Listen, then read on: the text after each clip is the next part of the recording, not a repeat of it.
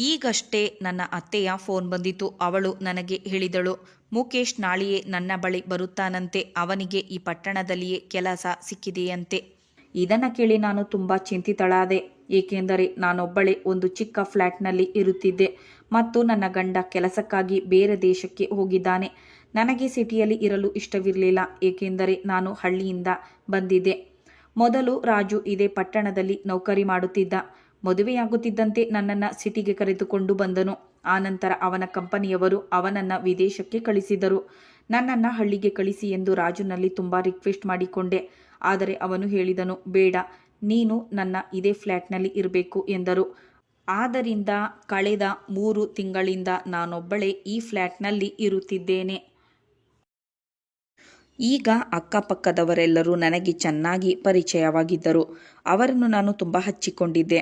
ಆದರೆ ನನ್ನ ಮೈದುನ ಬರುತ್ತಾನೆ ಎಂದು ತಿಳಿದು ನಾನು ತುಂಬ ಚಿಂತೆಗೊಳಗಾದೆ. ಒಂದು ವೇಳೆ ನನ್ನ ಗಂಡ ಇಲ್ಲೇ ಇದ್ದರೆ ನನಗೆ ಯಾವುದೇ ಚಿಂತೆ ಇರಲಿಲ್ಲ. ಆದರೆ ನನ್ನ ಮೈದುನ ಒಬ್ಬನೇ ನನ್ನ ಜೊತೆಯಲ್ಲಿ ಇರುವುದು ನನಗೆ ಸರಿಯಾಗಿ ಕಾಣಿಸಲಿಲ್ಲ. ಆದರೆ ನಾನು ಅತ್ತೆಗೆ ತಿರಸ್ಕರಿಸಲು ಕೂಡ ಸಾಧ್ಯವಾಗಲಿಲ್ಲ. ರಾತ್ರಿ ರಾಜುನ ಕಾಲ್ ಬಂದಾಗ ನಾನು ಅವನಿಗೆ ಈ ವಿಷಯವನ್ನು ಹೇಳಿದೆ. ಆಗ ಅವರು ಹೇಳಿದರು, ಒಳ್ಳೆಯದೇ ಆಯಿತು, ನಿನ್ನ ಜೊತೆಯಲ್ಲಿ ತಮ್ಮ ಇದ್ದರೆ ನನಗೆ ಯಾವುದೇ ಚಿಂತೆ ಇಲ್ಲ. ಆಗ ನಾನು ಹೇಳಿದೆ, ರಾಜು ನಾನೊಬ್ಬಳೇ ಹೇಗೆ ಅವನ ಜೊತೆ ಮನೆಯಲ್ಲಿ ಇರಬೇಕು. ನನ್ನ ಮಾತನ್ನು ಕೇಳಿ ರಾಜುಗೆ ತುಂಬ ಕೋಪ ಬಂತು ಮತ್ತು ಹೇಳಿದನು, ನಿನ್ನ ಮಾತಿನ ಅರ್ಥವೇನು? ಅವನು ನನ್ನ ತಮ್ಮ, ಅವನಿಂದ ನಿನಗೇನು ತೊಂದರೆಯಾಗುವುದು? ನನ್ನ ಗಂಡ ಬೈದಿದ್ದರಿಂದ ನನಗೆ ಮುಂದೆ ಮಾತೇ ಹೊರಡಲಿಲ್ಲ. ಆನಂತರ ಫೋನ್ ಕಟ್ ಮಾಡಿ ಮಲಗಿದರು. ನನ್ನ ಕಣ್ಣಿಗೆ ನಿದ್ದೆ ಬರಲಿಲ್ಲ. ನನಗೆ ಇದನ್ನು ಯೋಚಿಸಿ ತುಂಬ ಸಿಟ್ಟು ಬಂತು. ಮುಕೇಶ್ ನನ್ನ ಮನೆಗೆ ಬಂದಿರುವುದು ನನಗೆ ಸಹಿಸಿಕೊಳ್ಳಲು ಸಾಧ್ಯವಾಗಲಿಲ್ಲ.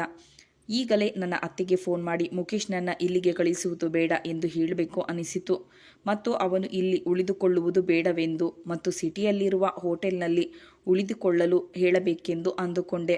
ಆದರೆ ನನಗೆ ಹೀಗೆ ಹೇಳಲು ಸಾಧ್ಯವಿಲ್ಲ, ಏಕೆಂದರೆ ದೊಡ್ಡವರೊಂದಿಗೆ ಈ ರೀತಿ ಮಾತನಾಡಲು ಸಾಧ್ಯವಿಲ್ಲ. ಅದು ನನ್ನ ಸಂಸ್ಕಾರವೂ ಅಲ್ಲ. ಮುಕೇಶ್ ಅಂದರೆ ನನಗೆ ಇಷ್ಟವಿರಲಿಲ್ಲ. ಒಳಗೊಳಗೆ ನಾನು ತುಂಬ ಸಿಟ್ಟಾದೆ. ನನ್ನ ಅಮ್ಮ ತನ್ನ ಗೆಳತಿಯಾದ ವಿನುತಾಳ ಮಗ ರಾಜುನೊಂದಿಗೆ ನಾವು ಚಿಕ್ಕವರು ಇರುವಾಗಲೇ ನನ್ನ ಮದುವೆಯನ್ನು ಫಿಕ್ಸ್ ಮಾಡಿದರು. ಅವರ ಪರಿಚಯವು ನನಗೆ ಅಷ್ಟೊಂದು ಇರಲಿಲ್ಲ. ಆದರೆ ನಮ್ಮ ಮನೆಯಲ್ಲಿ ಯಾವತ್ತಾದರೂ ಫಂಕ್ಷನ್ ಇದ್ದಾಗ ಎಲ್ಲರೂ ಒಂದೆಡೆ ಸೇರಿದಾಗ ನಾನು ರಾಜುನನ್ನು ಭೇಟಿಯಾಗುತ್ತಿದ್ದೆ. ರಾಜು ತಮ್ಮ ಮುಕೇಶ್ ಪೋಲಿ ಹುಡುಗನಂತೆ ಕಾಣುತ್ತಿದ್ದನು ಮತ್ತು ತುಂಬ ಮಾತನಾಡುತ್ತಿದ್ದನು. ಹುಡುಗಿಯರೊಂದಿಗೆ ತುಂಬ ಬೆರೆಯುತ್ತಿದ್ದ ಮತ್ತು ಅವರ ಸುತ್ತಮುತ್ತ ಸುತ್ತುತ್ತಿದ್ದ ಮತ್ತು ಜೋಕ್ ಮಾಡೋದು ಅವರ ಹವ್ಯಾಸವಾಗಿತ್ತು. ಇದೆಲ್ಲವೂ ಹಳ್ಳಿಯ ಹುಡುಗಿಯರು ಅವನ ಬಗ್ಗೆ ನನಗೆ ವರದಿ ಒಪ್ಪಿಸಿದರು. ಅವನ ಕಣ್ಣಲ್ಲಿ ಕಣ್ಣಿಟ್ಟು ನೋಡಲು ಸಹ ನನಗೆ ಇಷ್ಟವಿರಲಿಲ್ಲ. ನಾವೆಲ್ಲರೂ ದೊಡ್ಡವರಾದ ಮೇಲೆ ನಮ್ಮ ವಿದ್ಯಾಭ್ಯಾಸ ಮುಗಿದು ನಾವು ಫ್ರೀ ಆದೆವು. ನಮ್ಮ ಅಪ್ಪ ಅಮ್ಮನು ನನ್ನ ಮತ್ತು ರಾಜುನ ಮದುವೆ ಕೂಡ ಮಾಡಿದರು. ನಮ್ಮ ಮದುವೆಯಾಗಿ ತುಂಬ ಸಮಯವಾಗಿರಲಿಲ್ಲ, ಕೇವಲ 4 ತಿಂಗಳಾಗಿತ್ತು. ರಾಜುನ ಒಂದು ವಿಷಯ ನನಗೆ ತುಂಬ ವಿಚಿತ್ರವೆನಿಸಿತು. ಮದುವೆಯ ಪ್ರಥಮ ರಾತ್ರಿಯೂ ಸಹ ಅವರು ನನ್ನನ್ನು ಮುಟ್ಟಿರಲಿಲ್ಲ. ಅವನು ಹೇಳಿದನು, ನಮ್ಮ ಮದುವೆ ನಾವು ಚಿಕ್ಕವರು ಇರುವಾಗಲೇ ಫಿಕ್ಸ್ ಆಗಿರಬಹುದು, ಆದರೆ ನಾವು ಒಬ್ಬರನ್ನೊಬ್ಬರು ಅರಿತುಕೊಳ್ಳುವ ಮೊದಲೇ ನಮ್ಮ ಸಂಬಂಧವನ್ನು ಶುರು ಮಾಡುವುದು ಬೇಡ. ಮೊದಲು ನಾವಿಬ್ಬರು ಚೆನ್ನಾಗಿ ಅರಿತುಕೊಳ್ಳೋಣ. ನನಗೆ ಅವರ ಮಾತು ಕೇಳಿ ತುಂಬ ಆಶ್ಚರ್ಯವಾಯಿತು. ಆದರೆ ನಾನು ಅವನ ಮಾತನ್ನು ಒಪ್ಪಿಕೊಂಡೆ. ಮದುವೆಯಾದ 15 ದಿನಗಳಲ್ಲಿ ಅವನು ನನ್ನನ್ನು ಸಿಟಿಗೆ ಕರೆದುಕೊಂಡು ಬಂದ. ಇಲ್ಲಿಯವರೆಗೆ ನಮ್ಮಿಬ್ಬರಲ್ಲಿ ಯಾವುದೇ ಸಂಬಂಧ ಬೆಸೆದಿರಲಿಲ್ಲ. ಕೇವಲ 15 ದಿನ ಮಾತ್ರ ನಾವಿಬ್ಬರು ಜೊತೆಯಲ್ಲಿ ಇದ್ದೆವು. ರಾಜು ವಿದೇಶಕ್ಕೆ ಹೋಗಬೇಕಾಯಿತು. ಕಳೆದ 3 ತಿಂಗಳಿಂದ ನಾನೊಬ್ಬಳೇ ಈ ಫ್ಲ್ಯಾಟ್ನಲ್ಲಿ ಇರುತ್ತಿದ್ದೆ. ಈ ವಿಷಯ ನನ್ನನ್ನು ಕಸಿವಿಸಿಕೊಳ್ಳುವಂತೆ ಮಾಡಿತ್ತು. ಅದು ನನ್ನ ಮೈದುನ ಮುಕೇಶ್ನೊಂದಿಗೆ ಒಂದೇ ಮನೆಯಲ್ಲಿ ಇರುವುದು. ಅವನಿಗೆ ಇಲ್ಲೇ ನೌಕರಿ ಸಿಕ್ಕಿದ್ದರಿಂದ ಅವನು ಇಲ್ಲೇ ಇರುತ್ತಾನೆ. ಆದರೆ ರಾಜು 6 ತಿಂಗಳಿಗಿಂತ ಮೊದಲು ಇಲ್ಲಿಗೆ ಬರುವ ಹಾಗಿರಲಿಲ್ಲ. ನಾನು ಇಷ್ಟವಿಲ್ಲದಿದ್ದರೂ ಮೈದುನನಿಗೆ ಇಷ್ಟವಾದ ಅಡುಗೆಯನ್ನು ಮಾಡಿದೆ, ಏಕೆಂದರೆ ಈ ವಿಷಯವನ್ನು ಅತ್ತೆ ನನಗೆ ಮೊದಲೇ ಹೇಳಿದ್ದರು. 7 ಗಂಟೆಗೆ ಮನೆಯ ಕಾಲಿಂಗ್ ಬೆಲ್ ಆಯಿತು. ಬಾಗಿಲನ್ನು ತೆರೆದಾಗ ಮುಕೇಶ್ ನಗುತ್ತಾ ನಿಂತಿದ್ದನು. ಸಂಕೋಚವಿಲ್ಲದೆ ಸೀದಾ ನಮ್ಮ ಮನೆಯೊಳಗೆ ಬಂದ ಮತ್ತು ಹೇಳಿದನು, ಈ ಬಸ್ ಪ್ರಯಾಣದಿಂದ ತುಂಬ ಸುಸ್ತಾಗುತ್ತಿದೆ. ಈಗ 2 ದಿನಗಳವರೆಗೆ ಮಸ್ತಾಗಿ ನಿದ್ದೆ ಮಾಡುತ್ತೇನೆ. ಅತ್ತಿಗೆ, ನನ್ನ ಕೋಣೆ ಯಾವುದು ಎಂದಾಗ ನಾನು ಯೋಚಿಸಿದೆ. ಈ ಫ್ಲ್ಯಾಟ್ನಲ್ಲಿ ಕೇವಲ 2 ಕೋಣೆ ಮಾತ್ರ ಇರುವುದು. ನಾನು ಅವನನ್ನು ಇನ್ನೊಂದು ಕೋಣೆಗೆ ಕಳಿಸಿದೆ. ಆ ಕೋಣೆಯಲ್ಲಿ ಫರ್ನಿಚರ್ ಇರಲಿಲ್ಲ. ನಾನು ಈ ಕೋಣೆಯಲ್ಲಿ ಇರಲು ಸಾಧ್ಯವಿಲ್ಲ. ನನಗೆ ಬೆಡ್ ಮೇಲೆ ನಿದ್ರೆ ಚೆನ್ನಾಗಿ ಬರುತ್ತದೆ ಎಂದು ಹೇಳುತ್ತಾ ಆರಾಮವಾಗಿ ನನ್ನ ಕೋಣೆಗೆ ಬಂದ. ಅವನ ಮಾತು ಕೇಳಿ ನನಗೆ ತುಂಬ ಆಶ್ಚರ್ಯವಾಯಿತು. ಇದು ಅವನಲ್ಲಿ ವಾದ ಮಾಡುವ ಸಮಯವಾಗಿರಲಿಲ್ಲ. ಹಾಗೆ ಮಾಡಿದರೆ ಬರುತ್ತಿದ್ದಂತೆ ಅತ್ತಿಗೆಯು ತನಗೆ ಹೇಳಲು ಶುರು ಮಾಡಿದಳು ಅಂದುಕೊಳ್ಳುತ್ತಾನೆ. ಅವನು ನನಗಿಂತ 1 ವರ್ಷ ಸಣ್ಣವನಾಗಿದ್ದ. ಅವನ ದೇಹ ದಾಂಡ್ಯದಿಂದ ಅವನು ನನಗಿಂತ ದೊಡ್ಡವನಾಗಿ ಕಾಣಿಸುತ್ತಿದ್ದನು. ನಾನು ಅಡಿಗೆ ಬಿಸಿ ಮಾಡಿದೆ. ಅಲ್ಲಿಯವರೆಗೆ ಅವನು ಸ್ನಾನ ಮಾಡಿಕೊಂಡು ಬಂದಿದ್ದ. ಅವನಿಗೆ ಇಷ್ಟವಾದ ಅಡುಗೆಯನ್ನು ಟೇಬಲ್ ಮೇಲೆ ಇಟ್ಟೆ. ಅವನು ತನಗೆ ಇಷ್ಟವಾದ ಅಡುಗೆಯನ್ನು ನೋಡಿ ಖುಷಿಯಾಗಿ ಹೇಳಿದನು, ಪ್ರಥಮ ಬಾರಿಗೆ ನಿಮ್ಮ ಕೈರುಚಿ ನೋಡುತ್ತಿದ್ದೇನೆ. ನಿಮ್ಮ ಕೈರುಚಿ ನೋಡುವ ಅವಕಾಶ ಸಿಕ್ಕಿರಲಿಲ್ಲ. ನೀವು ಮದುವೆಯಾದ ತಕ್ಷಣ ಸಿಟಿಗೆ ಹೊರಟು ಬಂದಿರಿ. ಅವನು ಮತ್ತೆ ಅಂತ ಹೇಳಿದ. ನಿಮಗಾಗಿ ಒಂದು ಗಿಫ್ಟ್ ತಂದಿದ್ದೇನೆ. ಯಾವುದೇ ಸಂಕೋಚವಿಲ್ಲದೆ ಅವನು ನನ್ನ ಕೈ ಹಿಡಿದುಕೊಂಡ ನನ್ನನ್ನು ಕೋಣೆಗೆ ಕರೆದುಕೊಂಡು ಹೋದನು. ಆಗ ನಾನು ಸಿಟ್ಟಿನಿಂದ ಹೇಳಿದೆ, ನನ್ನ ಕೈ ಬಿಡು. ಅವನು ಮತ್ತೆ ಹೇಳಿದನು, ಎಲ್ಲಕ್ಕೂ ಮೊದಲು ಗಿಫ್ಟ್ ತೋರಿಸುತ್ತೇನೆ ಎಂದು ಹೇಳುತ್ತಾ ಅವನು ನನಗೊಂದು ಫ್ಯಾನ್ಸಿ ಡ್ರೆಸ್ ಕೊಟ್ಟನು. ಇದು ನಿನಗಾಗಿ ಎಂದು ಹೇಳಿದನು. ನಾನು ಅವನ ಕೈಯಿಂದ ಸೂಟನ್ನು ತೆಗೆದುಕೊಂಡು ಪಕ್ಕದಲ್ಲೇ ಇಟ್ಟೆ. ಆದರೆ ಅವನು ಯಾವ ರೀತಿ ಹುಡುಗನಾಗಿದ್ದಾನೆ ಎಂದರೆ ನಾನು ಅವನಿಂದ ಸ್ವಲ್ಪ ದೂರವೇ ಇರಲು ಬಯಸಿದೆ. ರಾತ್ರಿ ಅವನು ನನ್ನ ಕೋಣೆಯಲ್ಲಿ ಮಲಗಿದ್ದನು. ನಾನು ಡ್ರಾಯಿಂಗ್ ರೂಮ್ನ ಸೋಫಾದಲ್ಲಿ ಮಲಗಬೇಕಾಯಿತು. ಮಾರನೇ ದಿನ ನಾನು ಅವನಿಗೆ ಹೇಳಬೇಕೆಂದುಕೊಂಡೆ, ನನಗೆ ನನ್ನ ಕೋಣೆಯಲ್ಲಿ ಚೆನ್ನಾಗಿ ನಿದ್ದೆ ಬರುತ್ತದೆ. ನೀನು ಡ್ರಾಯಿಂಗ್ ರೂಮ್ಗೆ ಶಿಫ್ಟ್ ಆಗು. ಡ್ರಾಯಿಂಗ್ ರೂಮನ್ನೇ ನಿನ್ನ ಬೆಡ್ರೂಮ್ನನ್ನಾಗಿ ಮಾಡಿಕೊ ಎಂದು ಹೇಳಬೇಕೆಂದುಕೊಂಡೆ. ಎಷ್ಟು ದಿನಗಳವರೆಗೆ ಇವನು ಇಲ್ಲಿರುತ್ತಾನೋ ಯಾರಿಗೆ ಗೊತ್ತು. ಆದರೆ ಬೆಳಿಗ್ಗೆ ನಾನು ಎದ್ದು ನೋಡಿದಾಗ ಅವನು ಕೆಲಸಕ್ಕೆ ಹೊರಟು ಹೋಗಿದ್ದನು. ಆದರೆ ಸಂಜೆ ಅವನು ಮತ್ತೆ ಖುಷಿಯಿಂದ ಮನೆಗೆ ಬಂದನು ಮತ್ತು ಹೇಳಿದನು, ನನಗೆ ನೌಕರಿ ಫಿಕ್ಸ್ ಆಗಿದೆ. ನಾಳೆಯಿಂದ ನಾನು ಪ್ರತಿದಿನ ಕೆಲಸಕ್ಕೆ ಹೋಗುತ್ತೇನೆ ಎಂದು ಹೇಳುತ್ತಾ ಸೋಫಾದಲ್ಲಿ ಮಲಗಿ 2 ಕಾಲುಗಳನ್ನು ಮುಂದಿನ ಟೇಬಲ್ ಮೇಲೆ ಇಟ್ಟಿದ್ದನು. ನಾನು ತುಂಬ ಸುಸ್ತಾಗಿದ್ದೇನೆ. ನನಗೊಂದು ಕಪ್ ಚಹಾ ಬೇಕೆಂದು ಹೇಳಿದ. ಚಹಾ ಕೊಟ್ಟು ನಾನು ಹೇಳಿದೆ, ನನಗೆ ನನ್ನ ಕೋಣೆಯಲ್ಲಿ ಮಲಗುವ ಅಭ್ಯಾಸವಾಗಿದೆ. ನೀನು ಡ್ರಾಯಿಂಗ್ ರೂಮನ್ನೇ ನಿನ್ನ ಕೋಣೆಯನ್ನಾಗಿ ಮಾಡಿಕೊ ಎಂದಾಗ ನನ್ನ ಮಾತಿಗೆ ಅವನು ಈ ರೀತಿ ಉತ್ತರ ನೀಡುತ್ತಾನೆ ಎಂದು ನಾನು ಎಣಿಸಿರಲಿಲ್ಲ. ಅವನು ಹೇಳಿದನು, ನಿನಗೆ ಇಷ್ಟವಿಲ್ಲದಿದ್ದರೆ ನಾವಿಬ್ಬರೂ ಒಂದೇ ಕೋಣೆಯಲ್ಲಿ ಅಡ್ಜಸ್ಟ್ ಮಾಡಿಕೊಂಡಿರೋಣ ಎಂದ. ಇದನ್ನ ಕೇಳಿ ನನಗೆ ತಲೆ ತಿರುಗದಂತೆ ಆಯಿತು. ನಾನು ಅವನ ಕಡೆ ಸಿಟ್ಟಿನಿಂದ ನೋಡಿದೆ. ಅವನು ನಗತೊಡಗಿದನು ಮತ್ತು ಅವನು ಹೇಳಿದನು, ನಾನು ಜೋಕ್ ಮಾಡುತ್ತಿದ್ದೆ. ನಾನು ಸಿಟ್ಟಿನಿಂದ ಕಿಚನ್ಗೆ ಹೋಗುತ್ತಿರುವಾಗ ಅವನು ಮತ್ತೆ ಹೇಳಿದನು, ನೀನು ಸಿಟ್ಟು ಮಾಡಿಕೊಂಡಾಗ ತುಂಬ ಸುಂದರವಾಗಿ ಕಾಣುತ್ತೀಯ ಎಂದನು. ನಿಜವಾಗ್ಲೂ ನಿಮಗೆ ಸಿಟ್ಟು ಬಂದಾಗ ನಿಮ್ಮ ಕೆನ್ನೆ ಮತ್ತು ಮೂಗು ಎರಡೂ ತುಂಬ ಕೆಂಪಾಗುತ್ತದೆ. ಆಗ ನಾನು ಏನೋ ಹೇಳಬೇಕೆಂದು ಹೊರಟಾಗ ತನ್ನ ಮಾತನ್ನು ಅರ್ಧದಲ್ಲೇ ನಿಲ್ಲಿಸುತ್ತಾ ನಗುತ್ತಾ ಕೀಟಲೆ ಮಾಡತೊಡಗಿದನು. ನನಗಂತೂ ಚೆನ್ನಾಗಿ ಅರ್ಥವಾಗಿತ್ತು ಅವನು ಯಾವ ರೀತಿಯ ಮಾತುಗಳನ್ನು ಹೇಳುತ್ತಿದ್ದಾನೆ ಎಂದರೆ. ಎದುರಿಗಿದ್ದವರಿಗೆ ಎಷ್ಟೇ ತೊಂದರೆಯಾದರೂ ಅವನಿಗೆ ಯಾವುದೇ ಚಿಂತೆ ಇರಲಿಲ್ಲ. ನಾನು ಅದರ ಬಗ್ಗೆ ತಲೆ ಕೆಡಿಸಿಕೊಂಡು ರಾತ್ರಿಗೆ ಅಡಿಗೆಯನ್ನು ರೆಡಿ ಮಾಡುತ್ತಿದ್ದೆ. ಅವನು ಹಾಲ್ನಲ್ಲಿ ಕುಳಿತು ಟಿವಿ ನೋಡುತ್ತಿದ್ದನು. ಅವನು ಯಾವ ರೀತಿಯ ಇಂಗ್ಲಿಷ್ ಮೂವಿ ನೋಡುತ್ತಿದ್ದನು ಎಂದರೆ ಅದರ ಸೌಂಡ್ ಕಿಚನ್ ರೂಮಿನವರೆಗೂ ಕೇಳಿಸುತ್ತಿತ್ತು. ಅವನ ಈ ಥರ ವರ್ತನೆ ಅವನಿಗೆ ಚೆನ್ನಾಗಿ ಬೈಯಬೇಕೆಂದುಕೊಂಡೆ. ಮನೆಯಲ್ಲಿ ಅತ್ತಿಗೆ ಇದ್ದಾಳೆ, ಅವನಿಗೆ ಸ್ವಲ್ಪ ಬುದ್ಧಿ ಬೇಡವಾ ಎಂದು ಹೇಳಬೇಕೆಂದುಕೊಂಡೆ. ಆದರೆ ನಾನು ಸುಮ್ಮನಾದೆ ಮತ್ತು ನನ್ನಿಂದ ಏನನ್ನೂ ಹೇಳಲಾಗಲಿಲ್ಲ. ರಾತ್ರಿ ಅಡಿಗೆಯನ್ನು ಮಾಡಿ ನಾನು ನನ್ನ ಕೋಣೆಗೆ ಹೋದೆ. ಕೋಣೆಯ ಸ್ಥಿತಿಯನ್ನು ನೋಡಿ ನನಗೆ ತಲೆಯನ್ನು ಗೋಡೆಗೆ ಚಚ್ಚಿಕೊಳ್ಳಬೇಕೆನಿಸಿತು. ಇಡೀ ಕೋಣೆಯಲ್ಲೆಲ್ಲ ಅವನ ಬಟ್ಟೆಗಳು ಬಿದ್ದಿದ್ದವು. ಕೆಲವೊಂದು ಕಡೆ ಅವನ ಬಟ್ಟೆಗಳು ಬಿದ್ದಿದ್ದರೆ ಮತ್ತೊಂದು ಕಡೆ ಅವನ ಚಪ್ಪಲಿಗಳು ಬಿದ್ದಿದ್ದವು. ನಾನು ಎಷ್ಟೊಂದು ಸ್ವಚ್ಛತೆಯನ್ನು ಇಷ್ಟಪಡುತ್ತೇನೋ ಅವನು ಅಷ್ಟೇ ಕೊಳಕು ಮನುಷ್ಯನಾಗಿದ್ದನು. ನಾನು ಅವನ ಎಲ್ಲ ಬಟ್ಟೆಗಳನ್ನು ಎತ್ತಿಟ್ಟು ವಾಶ್ ಮಾಡಲು ಮಿಷಿನ್ಗೆ ಹಾಕಿದೆ. ಅವನ ಬ್ಯಾಗನ್ನು ಹಾಲ್ನಲ್ಲಿ ಇಟ್ಟೆ. ಆದರೆ ಮಾರನೇ ದಿನವೇ ಅವನು ಕೋಣೆಯಲ್ಲಿ ಬೆಡ್ ಹಾಕಿಸಿದನು. ನಾನು ಮುಕೇಶ್ ಮನೆಗೆ ಬರುವುದಕ್ಕಿಂತ ಮೊದಲೇ ಅಡುಗೆಯನ್ನು ಮಾಡಿ ನನ್ನ ಕೋಣೆಗೆ ಹೋಗಿ ಮಲಗಿಕೊಂಡಿದ್ದೆ. ಅವನು ಯಾವಾಗ ಊಟ ಮಾಡಿ ಮಲಗುತ್ತಾನೋ ಆಗಲೇ ಕೋಣೆಯಿಂದ ಹೊರ ಬರಬೇಕೆಂದು ಎಂದುಕೊಂಡೆ. ಅವನಿಗೆ ಮುಖ ಕೊಟ್ಟು ಮಾತನಾಡದಿರುವುದೇ ಒಳ್ಳೆಯದೆಂದು ಅನಿಸಿತು. ಏಕೆಂದರೆ ಅವನು ನಂಬರ್ 1 ಪೋಲಿ ಹುಡುಗನಾಗಿದ್ದನು. ಆದರೆ ಅವನು ನನ್ನ ರೂಮ್ ಬಾಗಿಲನ್ನು ಬಡಿಯುತ್ತಿದ್ದಾಗ ನನಗೆ ತುಂಬ ಆಶ್ಚರ್ಯವಾಯಿತು. ನಾನು ಬಾಗಿಲನ್ನು ತೆರೆದಾಗ ಹೇಳಿದನು, ನನಗೆ ಊಟ ಬಡಿಸಿ, ನನಗೆ ತುಂಬ ಹಸಿವಾಗಿದೆ ಎಂದು. ನಂತರ ಹೇಳಿದ, ನೀನೊಬ್ಬಳು ಇದ್ದೀಯಾ, ನಿನಗೆ ಬೇರೆಯವರು ಹಸಿದಿರುತ್ತಾರೆ ಎಂಬ ಪರಿಜ್ಞಾನವಿಲ್ಲ. ಆಗ ನಾನು ಹೇಳಿದೆ, ಅಡಿಗೆ ರೆಡಿಯಾಗಿದೆ, ನೀನು ಪ್ಲೇಟ್ನಲ್ಲಿ ಹಾಕಿಕೊಂಡು ಊಟ ಮಾಡು, ಸ್ವತಃ ನೀನೇ ಬಡಿಸಿಕೊ. ನನ್ನ ಮಾತನ್ನು ಕೇಳಿ ಅವನು ಇಲ್ಲ ಎಂದು ತಲೆ ಆಡಿಸಿದನು. ನಾನು ಕೆಲಸ ಮಾಡಿದರೆ ತುಂಬ ಕೆಲಸ ಮಾಡಬಲ್ಲೆ. ಇದನ್ನು ಹೇಳುತ್ತಾ ಅವನು ಮತ್ತೆ ನಗತೊಡಗಿದನು. ಅವನ ಈ ನಗು ನನಗೆ ವಿಷದಂತೆ ತೋರುತ್ತಿತ್ತು. ಮತ್ತೆ ಅವನು ನನಗೆ ಹೇಳತೊಡಗಿದನು, ನನಗೆ ಇದೆಲ್ಲ ಕೆಲಸ ಮಾಡಿ ಅಭ್ಯಾಸವಿಲ್ಲ. ಇದೆಲ್ಲ ಕೆಲಸವನ್ನು ನೀನೇ ನನಗೆ ಮಾಡಿಕೊಡ್ಬೇಕು. ಬೇಗ ಬಾ, ನನಗೆ ಊಟಕ್ಕೆ ತಟ್ಟೆ ಇಡು. ನನಗೆ ತುಂಬ ಹಸಿವಾಗಿದೆ. ನಾನು ಅವನನ್ನು ಸಿಟ್ಟಿನಿಂದ ನೋಡುತ್ತಾ ಕಿಚನ್ ರೂಮಿಗೆ ಹೊರಟೆ. ಅವನಿಗೆ ಊಟವನ್ನು ಬಡಿಸಿದೆ. ಅವನ ಮುಂದೆ ಕುಳಿತು ಊಟ ಮಾಡಲು ನನಗೆ ಇಷ್ಟವಿರಲಿಲ್ಲ. ನಾನು ನನ್ನ ಪ್ಲೇಟ್ನಲ್ಲಿ ಊಟವನ್ನು ಹಾಕಿಕೊಂಡು ರೂಮಿಗೆ ಹೊರಡಬೇಕೆಂದುಕೊಂಡೆ. ನನ್ನ ರೂಮ್ಗೆ ಹೋಗತೊಡಗಿದಾಗ, ಇದೇನು ಮಾಡ್ತಾ ಇದೀಯಾ?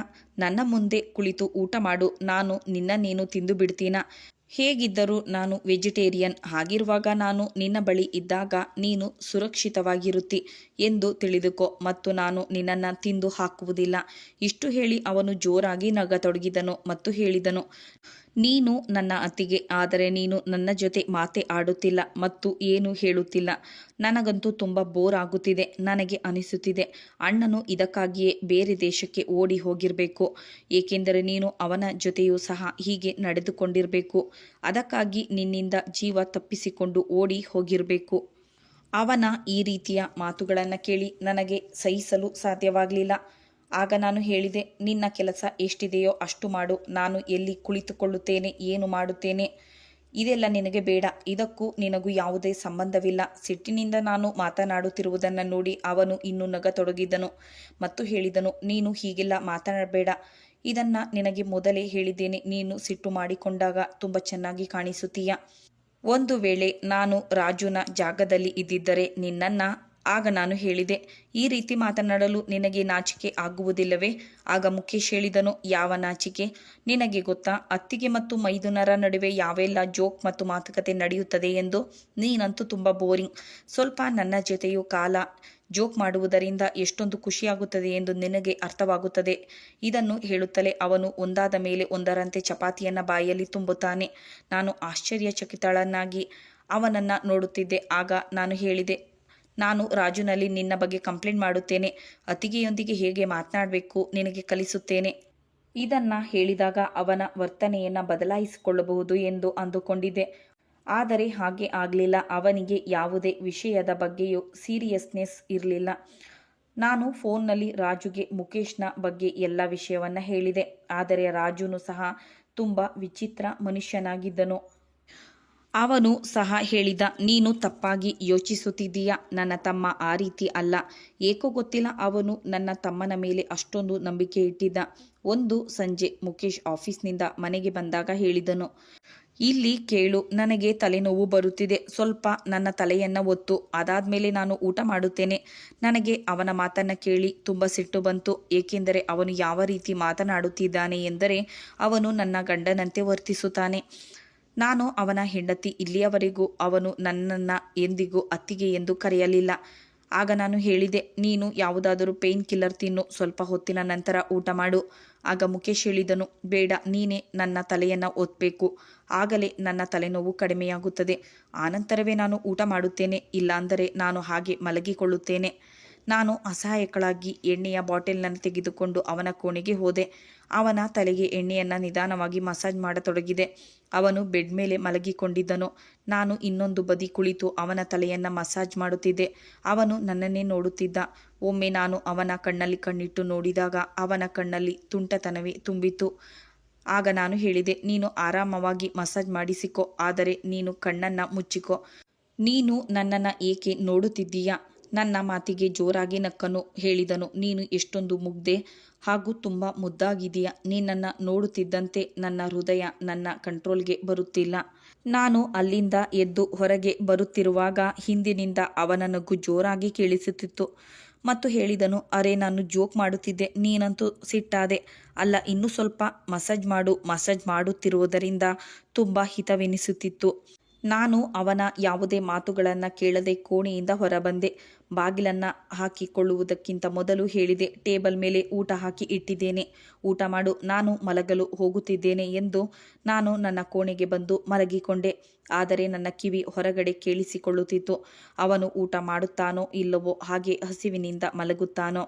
ನಾನು ಅವನನ್ನು ದ್ವೇಷ ಮಾಡುತ್ತಿದ್ದರೂ ಅವನು ಹಾಗೆ ಹಸಿವಿನಿಂದ ಮಲಗುವುದು ನನಗೆ ಇಷ್ಟವಿರಲಿಲ್ಲ. ಅರ್ಧ ಗಂಟೆಯ ನಂತರ ಪಾತ್ರೆಯ ಕಟಕಟ ಸೌಂಡ್ ಕೇಳಿಸಿತ್ತು ಮತ್ತು ನನಗೆ ಸಮಾಧಾನವಾಯಿತು. ನಾನು ಆರಾಮವಾಗಿ ನಿದ್ದೆ ಮಾಡಿದ್ದೆ. ರಾತ್ರಿ ಏನಾಯಿತು ಗೊತ್ತಿಲ್ಲ, ಒಂದು ವಿಚಿತ್ರವಾದ ಶಬ್ದ ನನ್ನ ಕಿವಿಗೆ ಬಿತ್ತು. ನನ್ನ ಕೋಣೆಯ ಬಾಲ್ಕನಿಯಲ್ಲಿ ಯಾರೋ ಬಂದಿದ್ದಾರೆ ಎಂದು ನನಗೆ ಅನಿಸಿತು. ಬಾಲ್ಕನಿಯಲ್ಲಿ ಯಾರೋ ನಡೆದು ಹೋದಂತೆ ಆಯಿತು. ನಾನು ಎದ್ದು ಕುಳಿತುಕೊಂಡೆ. ನಾನು ನಡುಗುತ್ತಿರುವ ಕೈಗಳಿಂದ ಕಿಟಿಕಿಯ ಪರದೆಯನ್ನು ಸರಿಸಿ ನೋಡಿದಾಗ ಅಲ್ಲಿ ಇಬ್ಬರು ಮನುಷ್ಯರಿದ್ದರು. ಇಬ್ಬರ ಕೈಯಲ್ಲೂ ಗನ್ನಿತ್ತು. ಆಗ ನನ್ನ ಹೃದಯ ಬಡಿದುಕೊಳ್ಳತೊಡಗಿತು. ಅಂದರೆ ನಮ್ಮ ಮನೆಗೆ ಕಳ್ಳರು ಬಂದಿದ್ದರು. ಕಳ್ಳರು ನಮ್ಮ ಬಾಲ್ಕನಿಯಲ್ಲಿದ್ದರು ಮತ್ತು ಬಾಲ್ಕನಿಯ ಬಾಗಿಲು ತೆರೆಯುತ್ತಿತ್ತು. ಅವರು ಈಗ ಬಾಲ್ಕನಿಯ ಬಾಗಿಲನ್ನು ಜೋರಾಗಿ ಬಡಿಯುತ್ತಿದ್ದರು. ನಾನು ಬಾಲ್ಕನಿಯ ಬಾಗಿಲನ್ನು ಹಾಕಿದ್ದೇನೋ ಇಲ್ಲವೋ ಎಂಬುದು ನನಗೆ ಗೊತ್ತಿರಲಿಲ್ಲ. ನಾನು ಚೆಕ್ ಮಾಡಲು ಹೋಗುವಷ್ಟರಲ್ಲಿ ಕಳ್ಳರು ಕೋಣೆಯೊಳಗೆ ಬರುತ್ತಿದ್ದರು. ನಾನು ತಕ್ಷಣ ರೂಮಿನ ಬಾಗಿಲನ್ನು ತೆರೆದು ರೂಮಿನಿಂದ ಹೊರಕ್ಕೆ ಹೋದೆ. ನಾನು ಕೋಣೆಯಿಂದ ಹೊರಕ್ಕೆ ಹೋಗುವ ಮೊದಲು ಕೋಣೆಯನ್ನು ಹೊರಗಿನಿಂದ ಲಾಕ್ ಮಾಡಿದೆ. ಆದರೆ ಇದು ನನ್ನ ತಪ್ಪು ತಿಳುವಳಿಕೆಯಾಗಿತ್ತು. ಏಕೆಂದರೆ ನನ್ನ ಕೋಣೆಯಲ್ಲಿ ಕಿಟಕಿ ಇತ್ತು. ಆ ಕಿಟಕಿಯನ್ನು ಒಳಗಿನಿಂದ ಓಪನ್ ಮಾಡಿ ಬಾಗಿಲಿನ ಹೊರಗಿನ ಕೊಂಡಿಯನ್ನು ಈಸಿಯಾಗಿ ತೆಗೆಯಬಹುದಾಗಿತ್ತು. ನಾನು ಗಾಬರಿಯಿಂದ ಅಲ್ಲಿಂದ ಓಡಿ ಹೋಗಿ ಮುಖೇಶ್ನ ರೂಮಿನ ಬಾಗಿಲನ್ನು ಬಡಿದೆ. ಅವನು ತುಂಬ ಕಷ್ಟಪಟ್ಟು ಕಣ್ಣು ತೆರೆದು ನನ್ನನ್ನು ಆಶ್ಚರ್ಯಚಕಿತನಾಗಿ ನೋಡಿದನು. ಅವನು ಸಹ ಗಾಬರಿಯಿಂದ ಕೇಳಿದನು, ಏನಾಯಿತು? ನಾನು ತಕ್ಷಣ ಅವನನ್ನು ತಳ್ಳಿ ಅವನ ಕೋಣೆಯೊಳಗೆ ಬಂದೆ ಮತ್ತು ತಕ್ಷಣ ಕೊಂಡಿಯನ್ನು ಹಾಕಿದೆ. ಅವನು ಸಹ ತುಂಬ ಗಾಬರಿಯಾದನು. ನನ್ನ ಪರಿಸ್ಥಿತಿಯು ತುಂಬ ಕೆಟ್ಟದಾಗಿತ್ತು. ನನ್ನಿಂದ ಏನು ಮಾತನಾಡಲು ಸಾಧ್ಯವಾಗಲಿಲ್ಲ. ನಾನು ತುಂಬ ಕಷ್ಟಪಟ್ಟು ಹೇಳಿದೆ, ನನ್ನ ರೂಮ್ನಲ್ಲಿ ಕಳ್ಳರು ಬಂದಿದ್ದಾರೆ. ನಾನು ಹಾಗೆ ಹೇಳುತ್ತಿರುವಾಗಲೇ ಕಳ್ಳರು ನಾವಿರುವ ಕೋಣೆಯ ಬಾಗಿಲನ್ನು ಜೋರಾಗಿ ಬಡಿದರು. ಕೋಣೆಯ ಬಾಗಿಲನ್ನು ಬಡಿಯುತ್ತಿರುವುದು ಕೇಳಿ ಮುಖೇಶನು ಸಹ ಗಾಬರಿಯಾದನು. ನನ್ನ ಹೃದಯದ ಬಡಿತವೇ ನಿಂತಂತೆ ಆಯಿತು. ನಾನು ಹೆದರಿಕೆಯಿಂದ ಅವನನ್ನು ತಬ್ಬಿಕೊಂಡೆ. ಆಗ ನಾನು ಹೇಳಿದೆ, ಹೊರಗಡೆ ಕಳ್ಳರಿದ್ದಾರೆ. ಅವರು ನನ್ನ ಕೋಣೆಯಲ್ಲಿದ್ದರು. ನನಗೆ ತುಂಬ ಹೆದರಿಕೆ ಆಗುತ್ತಿದೆ. ಬಹುಶಃ ನನ್ನ ಜೀವವು ಹೊರಟು ಹೋಗಬಹುದು ಎಂದುಕೊಂಡೆ. ನಾನು ಯಾವುದೇ ತಪ್ಪು ಮಾಡುತ್ತಿದ್ದೇನೆ ಎಂದು ನನಗೆ ಅನಿಸಲಿಲ್ಲ. ಇದನ್ನು ಬಿಟ್ಟು ನನಗೆ ಬೇರೆ ಏನು ಮಾಡಲು ಸಾಧ್ಯ? ನಾನು ತುಂಬ ಹೆದರಿದ್ದೆ. ಮತ್ತೊಮ್ಮೆ ಕಳ್ಳರು ಕೋಣೆಯ ಬಾಗಿಲನ್ನು ಜೋರಾಗಿ ಬಡಿಯುತ್ತಿದ್ದರು. ಮತ್ತೊಮ್ಮೆ ಕಳ್ಳರು ಬಾಗಿಲನ್ನು ಎಂದು ಹೇಳುತ್ತಿದ್ದರು. ನಾನು ಮುಖೇಶನಿಗೆ ಹೇಳಿದೆ, ಬಾಗಿಲನ್ನು ತೆರೆಯಬೇಡ, ಇವರಿಬ್ಬರು ನಮ್ಮನ್ನು ಕೊಲ್ಲುತ್ತಾರೆ, ಅವರ ಕೈಯಲ್ಲಿ ಬಂದೂಕಿದೆ ಎಂದು ಹೇಳುತ್ತಾ ನಾನು ಮುಖೇಶ್ನನ್ನು ಗಟ್ಟಿಯಾಗಿ ತಬ್ಬಿಕೊಂಡೆ. ಆಗ ಮುಖೇಶ್ ಹೇಳಿದನು, ನೀನೇನು ಹೆದರಿಕೊಳ್ಳಬೇಡ, ಕೋಣೆಯೊಳಗಿನಿಂದ ಲಾಕ್ ಆಗಿದೆ ಎಂದು ಹೇಳುತ್ತಾ ಮುಖೇಶ್ ನನ್ನನ್ನು ದೂರ ತಳ್ಳಲು ಪ್ರಯತ್ನಿಸಿದನು. ಆದರೆ ನಾನು ಅವನನ್ನು ಇನ್ನೂ ತಬ್ಬಿಕೊಂಡೆ. ಅವನು ನನ್ನನ್ನು ಬೆಡ್ ಬಳಿ ಕರೆದುಕೊಂಡು ಹೋಗಿ ಬೆಡ್ ಮೇಲೆ ಕೂರಿಸಿದ. ಸ್ವತಃ ಅವನು ನನ್ನ ಬದಿಯಲ್ಲಿ ಕುಳಿತನು. ಈ ಬಾರಿ ಜೋರಾಗಿ ಒಬ್ಬ ವ್ಯಕ್ತಿ ಹೇಳಿದನು, ಬಾಗಿಲನ್ನು ತೆರೆಯಿರಿ, ಇಲ್ಲಾಂದರೆ ನಾವು ಬಾಗಿಲನ್ನು ಒಡೆದು ಬರುತ್ತೇವೆ. ಇದನ್ನು ಕೇಳಿ ನಾನು ನನ್ನ 2 ಕೈಗಳಿಂದ ಅವನ ಕೈಯನ್ನು ಹಿಡಿದುಕೊಂಡೆ. ಬಹುಶಃ ನಮ್ಮ ಅದೃಷ್ಟ ಕೆಟ್ಟಿತ್ತು. ನಮ್ಮಿಬ್ಬರ ಫೋನ್ ಸಹ ನಮ್ಮ ಬಳಿ ಇರಲಿಲ್ಲ. ನಾನು ನನ್ನ ಫೋನನ್ನು ರೂಮಿನಲ್ಲಿ ಬಿಟ್ಟಿದ್ದೆ. ಮುಖೇಶ್ ಹಾಲ್ನಲ್ಲಿ ಅವನ ಫೋನನ್ನು ಚಾರ್ಜಿಗೆ ಇಟ್ಟಿದ್ದನು.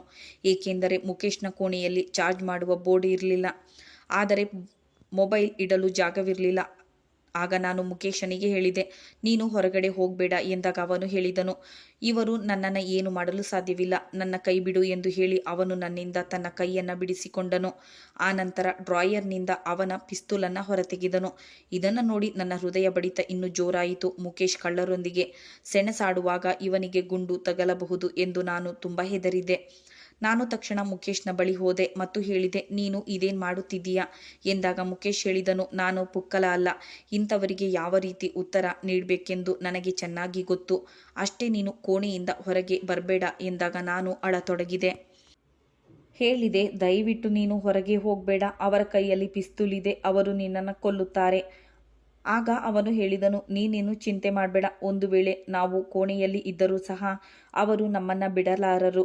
ಆದ್ದರಿಂದ ನಾವು ತುಂಬ ಧೈರ್ಯದಿಂದ ಎದುರಿಸಬೇಕು. ನಾನು ಇವರನ್ನು ಎದುರಿಸುತ್ತೇನೆ, ನನಗೆ ಶೂಟ್ ಮಾಡಲು ಸಹ ಗೊತ್ತಿದೆ ಎಂದು ಹೇಳಿ ಅವನು ಕೋಣೆಯಿಂದ ಹೊರಬಂದ. ನಾನು ಕೋಣೆಯ ಬಾಗಿಲನ್ನು ಬಂದ್ ಮಾಡಿಕೊಂಡೆ. ಆನಂತರ ನನಗೆ ಹೊರಗೆ ಕೂಗಾಡುವ ಮತ್ತು ಕಿರುಚಾಡುವ ಶಬ್ದ ಕೇಳಿಸಿತು. ಹೆದರಿಕೆಯಿಂದ ನನ್ನ ದೇಹ ಪೂರ್ತಿ ನಡುಗತೊಡಗಿತು. ಅವರು ತಮ್ಮಲ್ಲಿ ಹೊಡೆದಾಡುತ್ತಿದ್ದ ಹಾಗೆ ಅನಿಸಿತು. ಕುದುರೆಯಂತೆ ಓಡುವ ಶಬ್ದ ಅಂತ ಕೇಳಿಸ್ತಿತ್ತು. ನನ್ನ ಬಾಯೆಲ್ಲ ಒಣಗಿ ಹೋಗಿತ್ತು. ನನ್ನ ಮುಖ ಬಿಳಿಚಿಕೊಂಡಿತ್ತು. ನಾನು 2 ಕೈಗಳನ್ನು ಮುಷ್ಟಿ ಮಾಡಿ ಹಿಡಿದುಕೊಂಡು ಬೆಡ್ ಮೇಲೆ ಕುಳಿತುಕೊಂಡಿದ್ದೆ. ಒಂದು ವೇಳೆ ಮುಖೇಶನಿಗೆ ಏನಾದರೂ ಆದರೆ ಆ ಕಳ್ಳರು ನನಗೆ ಏನು ಮಾಡಬಹುದು? ನನ್ನ ಉಸಿರು ಕಟ್ಟುತ್ತಿದೆ ಎಂದು ನನಗೆ ಅನಿಸುತ್ತಿತ್ತು. ಆಗ ನನಗೆ ಗುಂಡಿನ ಶಬ್ದ ಕೇಳಿಸಿತು. ನಾನು ಹೆದರಿಕೆಯಿಂದ ಪ್ರಜ್ಞೆ ತಪ್ಪಿ ಬಿದ್ದಿದ್ದೆ. ಹಕ್ಕಿಗಳ ಶಬ್ದ ಕೇಳಿ ನಾನು ಕಣ್ಣು ತೆರೆದೆ. ನಾನು ತಕ್ಷಣ ಎದ್ದು ಕುಳಿತಾಗ ನಾನು ಮುಕೇಶ್ನ ಹಾಸಿಗೆಯಲ್ಲಿ ಮಲಗಿಕೊಂಡಿದ್ದೆ. ನನ್ನ ತಲೆಯ ಕೂದಲು ಹರಡಿಕೊಂಡಿತ್ತು. ಆದರೆ ನಾನೊಬ್ಬಳೇ ಕೋಣೆಯಲ್ಲಿ ಅಡಗಿಕೊಂಡಿದ್ದೆ.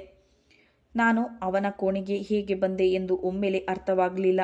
ಆದರೆ ರಾತ್ರಿಯ ಘಟನೆ ನೆನೆದು ನನಗೆ ಈಗ ಎಲ್ಲವೂ ನೆನಪಾಯಿತು. ಅದನ್ನು ನೆನಪು ಮಾಡಿಕೊಳ್ಳುತ್ತಿದ್ದಂತೆ ನನಗೆ ಪುನಃ ಪ್ರಜ್ಞೆ ತಪ್ಪಿದ ಹಾಗೆ ಆಯಿತು. ಹೊರಗಡೆ ಏನು ನಡೆಯುತ್ತೆ ಎಂದು ಸಹ ನನಗೆ ಗೊತ್ತಾಗಲಿಲ್ಲ. ತಕ್ಷಣ ನಾನು ಕೋಣೆಯಿಂದ ಹೊರಬಂದೆ. ಮುಕೇಶ್ ಸಿಗರೇಟ್ ಸೇದುತ್ತಿದ್ದನು. ಅವನ ಭುಜಕ್ಕೆ ಪಟ್ಟಿಯನ್ನು ಕಟ್ಟಲಾಗಿತ್ತು. ಅವನ ತಲೆಗೂ ಸಹ ಗಾಯವಾಗಿತ್ತು. ನಾನು ಅದನ್ನು ನೋಡಿ ಅವನ ಬಳಿ ಬಂದೆ. ನೀನು ಹೇಗಿದ್ದೀಯಾ? ಮತ್ತು ಕಳ್ಳರು? ಆಗ ಮುಕೇಶ್ ಹೇಳಿದನು, ಅವರನ್ನು ಪೊಲೀಸರು ಹಿಡಿದಿದ್ದಾರೆ. ಅವರು ಈಗ ಪೊಲೀಸ್ ವಶದಲ್ಲಿದ್ದಾರೆ. ಇಷ್ಟು ಹೇಳಿ ಅವನು ನನ್ನ ನೋಟದಿಂದ ತಪ್ಪಿಸಿಕೊಳ್ಳತೊಡಗಿದನು. ಆಗ ನಾನು ಕೇಳಿದೆ, ನಿನ್ನ ಭುಜಕ್ಕೆ ಏನಾಯಿತು? ಆಗ ಅವನು ಹೇಳಿದನು, ಜಗಳವಾಡುತ್ತಿರುವಾಗ ಅವನು ನನಗೆ ಗುಂಡು ಹಾರಿಸಿದನು. ಆದರೆ ಅದು ನನ್ನ ಬದಿಯಲ್ಲಿ ನುಸುಳಿ ಹೋಗಿತ್ತು. ನಾನು ಹಾಸ್ಪಿಟಲ್ಗೆ ಹೋಗಿ ಪಟ್ಟಿಯನ್ನು ಹಾಕಿಸಿಕೊಂಡೆ. ಬಹುಶಃ ನಿನಗೆ ಎಚ್ಚರ ತಪ್ಪಿತು. ಈಗ ಎಲ್ಲವೂ ಸರಿಯಾಗಿದೆ. ಆದರೆ ಅವನು ತಲೆ ಬಗ್ಗಿಸಿಕೊಂಡೇ ಮಾತನಾಡುತ್ತಿದ್ದನು. ಮುಕೇಶನಿಗೆ ಏನೂ ಆಗಲಿಲ್ಲ. ಕಳ್ಳರನ್ನ ಪೊಲೀಸರು ಹಿಡಿದರು ಎಂದು ದೇವರಿಗೆ ನಾನು ಧನ್ಯವಾದ ಹೇಳಿದೆ. ಅಂದಿನಿಂದ ಮುಕೇಶನು ಸಹ ಸುಮ್ಮನೆ ಇರತೊಡಗಿದನು. ಈಗ ಅವನು ಮೊದಲಿನಂತೆ ತುಂಟತನ ಮಾಡುವುದು, ಜೋಕ್ ಮಾಡುವುದು, ನಗುವುದು ಎಲ್ಲವನ್ನ ಬಂದ್ ಮಾಡಿದ್ದನು. ನಾನು ಮುಕೇಶ್ನ ಬಗ್ಗೆ ಏನು ತಿಳಿದುಕೊಂಡಿದ್ದೇನೋ ಅವನು ಆ ರೀತಿ ಇರಲಿಲ್ಲ. ಈಗ ಅವನು ಗಂಭೀರವಾಗಿರುತ್ತಿದ್ದ. ನನ್ನೊಂದಿಗೂ ಸಹ ಮಾತನ್ನು ಆಡುತ್ತಿರಲಿಲ್ಲ. ಆದರೆ ತುಂಬ ಸಿಗರೇಟ್ ಸೇದುತ್ತಿದ್ದ. ನಾನು ಅವನ ಮುಂದೆ ಊಟವಿಟ್ಟರೂ ಅವನು ಯಾವುದೋ ಆಲೋಚನೆಯಲ್ಲಿ ಮುಳುಗಿರುತ್ತಿದ್ದನು. ನಾನು 2-3 ಬಾರಿ ಅವನಿಗೆ ಎಚ್ಚರಿಸಿದಾಗ ಅವನು ಊಟ ಮಾಡುತ್ತಿದ್ದನು. ಇದಾದ್ಮೇಲೆ 1 ತಿಂಗಳು ಕಳೆಯಿತು. ನನ್ನ ಆರೋಗ್ಯ ಕೆಟ್ಟಿತು. ಒಂದು ದಿನ ನನಗೆ ಎಷ್ಟೊಂದು ತಲೆ ಸುತ್ತು ಬಂತೆಂದರೆ ನಾನು ಕೆಳಗೆ ಬೀಳುವವಳು ಇದ್ದೆ.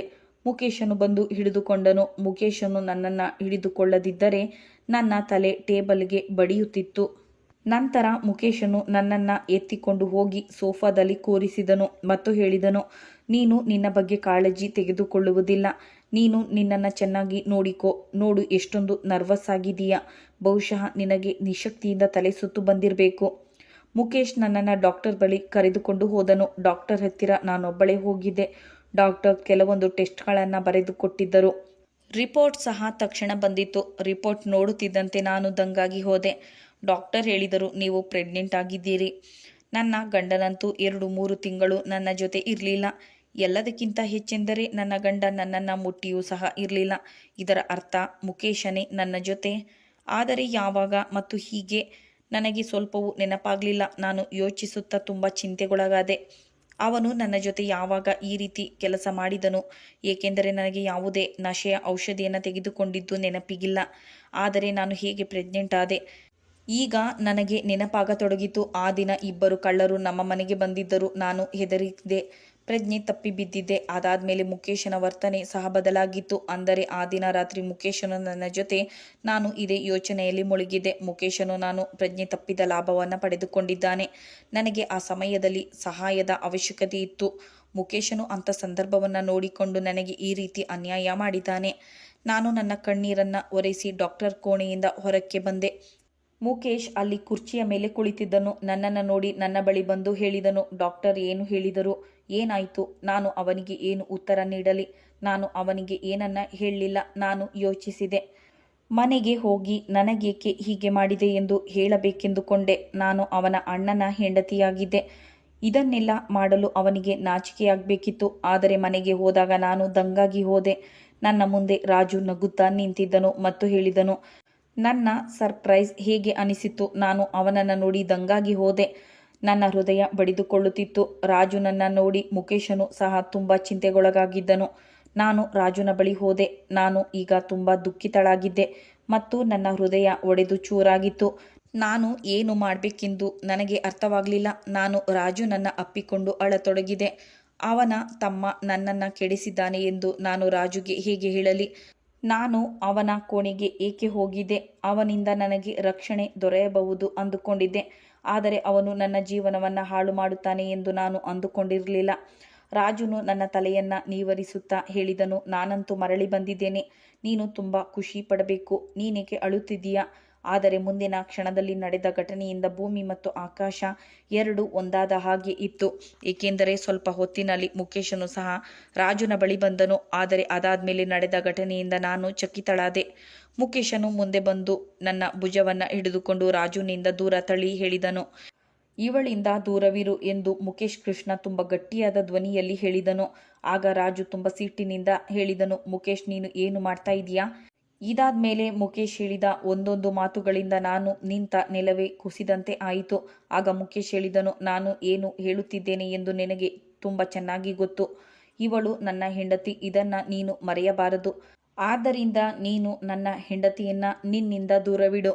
ಅವಳ ಹತ್ತಿರ ಹೋಗಲು ಪ್ರಯತ್ನಿಸಬೇಡ. ಮುಖೇಶ್ನ ಬಾಯಿಂದ ಬಂದ ಈ ಮಾತುಗಳನ್ನು ಕೇಳಿ ನಾನು ಒಮ್ಮೆ ಮುಖೇಶ್ನ ಕಡೆ ನೋಡಿದರೆ ಇನ್ನು ರಾಜುನ ಕಡೆ ನೋಡತೊಡಗಿದೆ.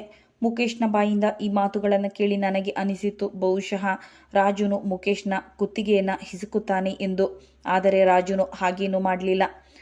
ಅವನ ಮುಖ ಬಿಳಿಚಿಕೊಂಡಿತ್ತು. ಮತ್ತೆ ಮುಖೇಶ್ ಹೇಳಿದನು, ನಿನಗೆ ನೆನಪಿದೆ ಅಲ್ಲವೇ, ಯಾವಾಗ ನಮ್ಮ ಮದುವೆ ನಡೆದಿತ್ತೋ ಮುಖದ ಮೇಲೆ ಪರದೆಯನ್ನ ಹಾಕಿಕೊಂಡು ನಿನ್ನ ಜಾಗದಲ್ಲಿ ನಾನೇ ಕುಳಿತುಕೊಂಡಿದ್ದೆ. ಪಂಡಿತರು ಸಹ ಏನು ಮಂತ್ರವನ್ನ ಪಠಿಸಿದ್ದರು ಮತ್ತು ಅವರು ಏನು ವಿಧಿವಿಧಾನಗಳನ್ನು ಮಾಡಿದ್ದರೋ ಅದನ್ನು ನನ್ನಿಂದಲೇ ಮಾಡಿಸಿದರು. ಆ ಸಮಯದಲ್ಲಿ ರಾಣಿಯ ಕೈಯಲ್ಲಿ ನನ್ನ ಕೈ ಇತ್ತು, ಬದಲಾಗಿ ನಿನ್ನ ಕೈಯಲ್ಲ. ನೀನಂತೂ ರಾಣಿಯನ್ನ ಮದುವೆಯಾಗಲು ಇಷ್ಟಪಡಲಿಲ್ಲ. ಇದೆಲ್ಲವನ್ನ ನಾನು ನೀನು ಹೇಳಿದ್ದಕ್ಕಾಗಿ ನಿನಗೋಸ್ಕರವೇ ಮಾಡಿದ್ದೆ. ಏಕೆಂದರೆ ನಿನಗೆ ರಾಣಿ ಅಂದರೆ ಇಷ್ಟವಿರಲಿಲ್ಲ. ನೀನು ವಿದೇಶಕ್ಕೆ ಹೋಗಲು ಬಯಸಿದೆ. ಅಲ್ಲಿಯ ಹುಡುಗಿಯೇ ನಿನಗೆ ಇಷ್ಟವಾಗಿದ್ದಳು. ನೀನು ಅವಳನ್ನೇ ಮದುವೆಯಾಗಲು ಬಯಸಿದೆ. ಅವಳಿಗಾಗಿ ನೀನು ಭಾರತವನ್ನು ಬಿಟ್ಟು ಅಲ್ಲಿಗೆ ಹೊರಟು ಹೋಗಿದೆ. ನೀನು ಇದನ್ನೇ ಹೇಳಿದೆ ಅಲ್ಲವೇ? ಸದ್ಯ ನೀನು ರಾಣಿಯೊಂದಿಗೆ ಮದುವೆ ಮಾಡಿಕೊ. ನಾನು ಅಲ್ಲಿಂದ ಮರಳಿ ಬರುವುದಿಲ್ಲ. ಕೆಲವು ವರ್ಷಗಳ ನಂತರ ನಾನು ರಾಣಿಗೆ ವಿಚ್ಛೇದನವನ್ನ ಕೊಡುವೆ. ಆನಂತರ ಈ ಡ್ರಾಮಾ ಸಹ ಮುಗಿದು ಹೋಗುವುದು. ಇದೆಲ್ಲವೂ ನಿನ್ನದೇ ಪ್ಲಾನ್ ಆಗಿತ್ತು. ಮತ್ತೆ ನೀನು ವಿದೇಶದಿಂದ ಏಕೆ ಮರಳಿ ಬಂದೆ? ನಿನಗಂತೂ ವಿದೇಶಿ ಹುಡುಗಿಯೊಂದಿಗೆ ಪ್ರೀತಿಯಾಗಿತ್ತು ಅಲ್ವಾ? ನೀನು ಅವಳನ್ನೇ ಮದುವೆಯಾಗುವನಿದ್ದೆ. ಮತ್ತೆ ನೀನು ಒಬ್ಬನೇ ಏಕೆ ಮರಳಿ ಬಂದೆ? ನೀನು ಆ ಹುಡುಗಿಯನ್ನ ಮದುವೆಯಾಗಲಿಲ್ಲವೇ? ಇದೆಲ್ಲವನ್ನ ಕೇಳಿ ನನಗೆ ನನ್ನ ನೋವೆಲ್ಲವೂ ಮರೆತು ಹೋಯಿತು. ನಾನು ಇದೇನನ್ನ ಕೇಳುತ್ತಿದ್ದೇನೆ. ಆಗ ರಾಜು ಹೇಳಿದನು, ನನಗೆ ಆ ಹುಡುಗಿ ಮೋಸ ಮಾಡಿದ್ದಾಳೆ. ಆದ್ದರಿಂದ ನಾನು ಮರಳಿ ಬಂದಿದ್ದೇನೆ. ಆದ್ದರಿಂದ ನೀನು ಈಗ ರಾಣಿಗೆ ವಿಚ್ಛೇದನ ಕೊಡು. ನಾನು ಇವಳನ್ನ ಮದುವೆಯಾಗುತ್ತೇನೆ. ಇದನ್ನು ಕೇಳಿ ನಾನು ಒಂದು ಆಟದ ಸಾಮಾನಿನಂತೆ ಎಂದು ನನಗೆ ಅನಿಸಿತು. ಆಗ ನಾನು ಹೇಳಿದೆ, ನನಗೆ ಏನು ತಿಳಿಯದೆ ನೀವಿಬ್ಬರು ಅಣ್ಣ ತಮ್ಮಂದಿರು ನನ್ನ ಜೀವನದಲ್ಲಿ ಯಾವ ರೀತಿಯ ಆಟವನ್ನು ಆಡಿದ್ದೀರಿ. ಒಬ್ಬ ಜಗತ್ತಿನ ಮುಂದೆ ನನ್ನನ್ನು ಮದುವೆಯಾಗುತ್ತೇನೆ, ಏಕೆಂದರೆ ಮೊದಲಿನಿಂದಲೂ ನನ್ನ ಮದುವೆಯನ್ನು ಅವನ ಜೊತೆ ಮಾಡಬೇಕೆಂದು ಫಿಕ್ಸ್ ಮಾಡಿದ್ದರು. ಅವನು ನನ್ನನ್ನು ಮುಟ್ಟದೆ ನನಗೆ ಕಾಯಲು ಹೇಳಿ ವಿದೇಶಕ್ಕೆ ಹೊರಟು ಹೋಗುತ್ತಾನೆ ಮತ್ತು ಅವನ ತಮ್ಮ ಬಂದು ನನ್ನ ಜೊತೆ ಕಾಲ ಕಳೆಯುತ್ತಾನೆ ಮತ್ತು ನನಗೆ ಹೇಳದೆ ಕೇಳದೆ ನನ್ನ ಜೊತೆ ಸಂಬಂಧ ಬೆಳೆಸುತ್ತಾನೆ. ನಾನಂತೂ ವಿಲವಿಲ ಒದ್ದಾಡುತ್ತಿದ್ದೆ. ನನ್ನ ಮೈದುನನ ಮಗುವನ್ನು ಹೊತ್ತುಕೊಂಡು ಆಸ್ಪತ್ರೆಯಿಂದ ಮರಳಿ ಬಂದಿದ್ದೇನೆ. ಆದರೆ ನನ್ನ ಜೊತೆ ಎಂಥ ಆಟವಾಡಿದ್ದಾರೆ ಎಂದು ನನಗೆ ಈಗಲೂ ಗೊತ್ತಾಗಲಿಲ್ಲ. ಈ ಮಾತು ಕೇಳಿ ಮುಖೇಶ್ ಮತ್ತು ರಾಜು ಇಬ್ಬರು ಆಶ್ಚರ್ಯಚಕಿತರಾದರು. ನಾನು ಬಿಕ್ಕಿ ಬಿಕ್ಕಿ ಅಳತೊಡಗಿದೆ. ನಾನು ಪರ್ಸ್ನಿಂದ ರಿಪೋರ್ಟ್ ತೆಗೆದು ಅವರಿಬ್ಬರ ಮುಖದ ಮೇಲೆ ಎಸೆದೆ. ಆಗ ರಾಜು ಹೇಳಿದನು, ನೀನು ಇದೇನು ಮಾಡಿದೀಯಾ? ನಿನಗೆ ನಾಚಿಕೆ ಆಗುವುದಿಲ್ಲವೇ ಎಂದಾಗ ಇನ್ನು ತೀವ್ರವಾದ ಸ್ವರದಲ್ಲಿ ಮುಖೇಶ್ ಹೇಳಿದನು, ಇವಳು ನನ್ನ ಹೆಂಡತಿ. ಆದ್ದರಿಂದ ನಾನು ಮಾಡಿದ ಯಾವ ಕೆಲಸಕ್ಕೂ ನನಗೆ ನಾಚಿಕೆ ಇಲ್ಲ. ನಾನು ರಾಣಿಯೊಂದಿಗೆ ಸಪ್ತಪದಿ ತುಳಿದಾಗ ನನ್ನ ಹೃದಯದಲ್ಲಿ ಅವಳಿಗಾಗಿ ಯಾವುದೇ ಜಾಗವಿರಲಿಲ್ಲ ಎನ್ನುವುದು ಬೇರೆ ವಿಷಯ. ಆದರೆ ಈಗ ನಾನು ರಾಣಿಯನ್ನ ಪ್ರೀತಿಸುತ್ತಿದ್ದೇನೆ. ಅವಳನ್ನು ಬಿಟ್ಟು ಬದುಕಲಾರೆ.